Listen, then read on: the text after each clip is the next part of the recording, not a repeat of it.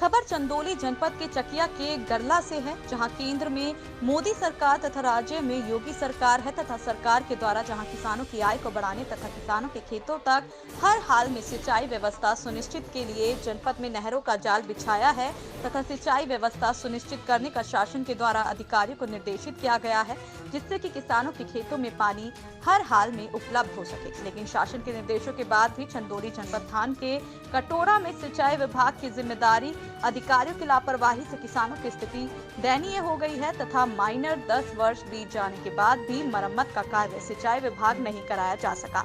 ग्रामीणों को फरियाद के बाद बस कोरा आश्वासन ही मिला तथा सिंचाई विभाग के जिम्मेदार अधिकारियों के द्वारा कभी भी किसानों की सिंचाई को लेकर गंभीर नजर नहीं आए, जिसके कारण से किसानों को खेतों तक 10 वर्ष से निजी साधनों से सिंचाई करना पड़ रहा है तथा खेतों तक पानी नहीं मिल पा रहा है, जिससे किसानों की समस्याओं का हर हाल में निस्तारण हो सके तथा किसानों में सिंचाई को लेकर रोष व्याप्त है।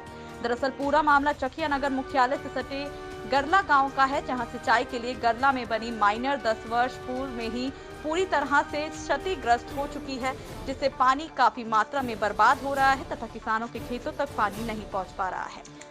वहीं किसानों का दर्द सुनने वाला कोई भी नहीं है।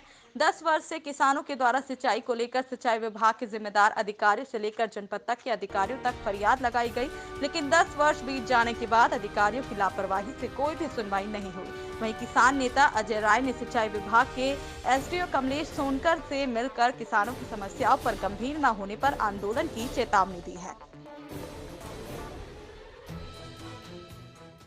बताइए, कहाँ मकान है आपका? गरला। क्या समस्या है आपकी? यह सिंचाई विभाग का नाली बिगड़ल है।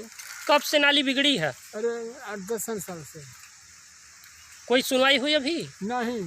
मेरा नाम है धीरज कुमार श्रीवास्तव। मैं ग्राम सभा गरला का मूल किसान और यहाँ का निवासी हूँ। क्या समस्या है आपके गांव की? यहाँ पे जो है चंद्रप्रभा प्रखंड गरला माइनर दूती के अंतर्गत जनकुंड के पास नाली और कुलाबा चैम्बर बना हुआ था, जिससे किसानों का सिंचाई और खेती होता है।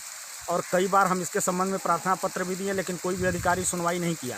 आए लोग मौके पर एस्टीमेट बना के जब भी होता है तब ये लिख के देते हैं कि नहीं 20 लाख का एस्टीमेट गया, 15वां वित्त में आएगा, लेकिन आज तक कभी कोई सुध बुध कोई अधिकारी नहीं लिया।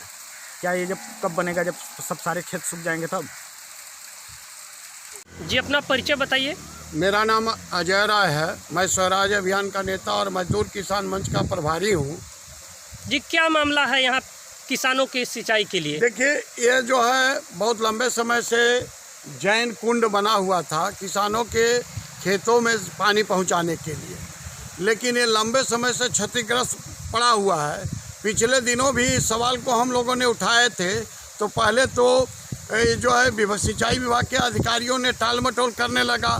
प्रथम कहता था द्वितीय में है, द्वितीय कहता था कि तृतीय में है, तृतीय कहता था कि चतुर्थ में है, माने टाल मटोल कर रहे थे।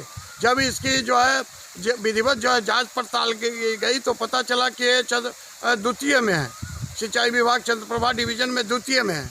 उन अधिकारियों ने पिछले दिनों में कहा था कि इसका हम मरम्मत कराएंगे, क्योंकि देखिए इससे जो है बहुत सारे किसानों का गरला के अगल बगल के सारे किसानों का सिंचाई होता था। क्षतिग्रस्त होने से स्थिति है कि किसानों के खेतों में पानी नहीं पहुंच पाता है और नतीजा यह है कि पानी के अभाव में किसानों का फसल सूख जा रहा है।